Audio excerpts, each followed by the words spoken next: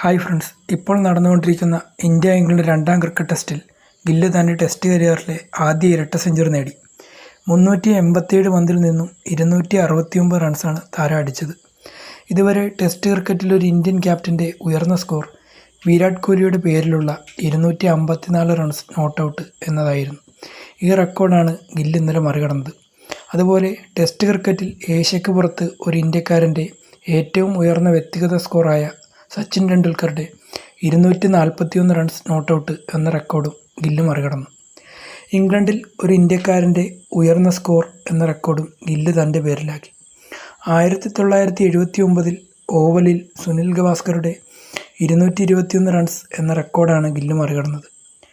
സുനിൽ ഗവാസ്കർ, രാഹുൽ ദ്രാവിഡ് എന്നിവർക്ക് ശേഷം ഇംഗ്ലണ്ടിൽ ഇരട്ട സെഞ്ചുറി നേടുന്ന ഇന്ത്യൻ താരമാണ് ഗിൽ.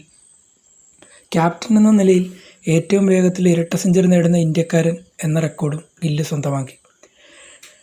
ടെസ്റ്റിൽ ഇരട്ട സെഞ്ചുറി നേടുന്ന രണ്ടാമത്തെ പ്രായം കുറഞ്ഞ ഇന്ത്യൻ ക്യാപ്റ്റൻ, ഇംഗ്ലണ്ടിൽ ഒരു സന്ദർശക ക്യാപ്റ്റൻ്റെ മൂന്നാമത്തെ ഉയർന്ന സ്കോർ തുടങ്ങിയ റെക്കോർഡുകളും ഗില്ല് തൻ്റെ പേരിലാക്കി. ടെസ്റ്റിൽ ഇരട്ട സെഞ്ചുറി നേടിയ ഇന്ത്യൻ ക്യാപ്റ്റന്മാരായ ഗവാസ്കർ, പട്ടൗഡി, സച്ചിൻ ടെണ്ടുൽക്കർ, ധോണി, കോഹ്ലി എന്നിവരോടൊപ്പം ഗില്ല് തൻ്റെ പേരുകൂടി ചേർത്തു. ഗില്ലിൻ്റെ ഈ മികച്ച ഫോം ഇതുപോലെ തന്നെ അടുത്ത മാച്ചുകളിലും തുടരട്ടെ. ക്രിക്കറ്റ് വാർത്തകളുമായി നമുക്ക് വീണ്ടും കാണാം. Thank you.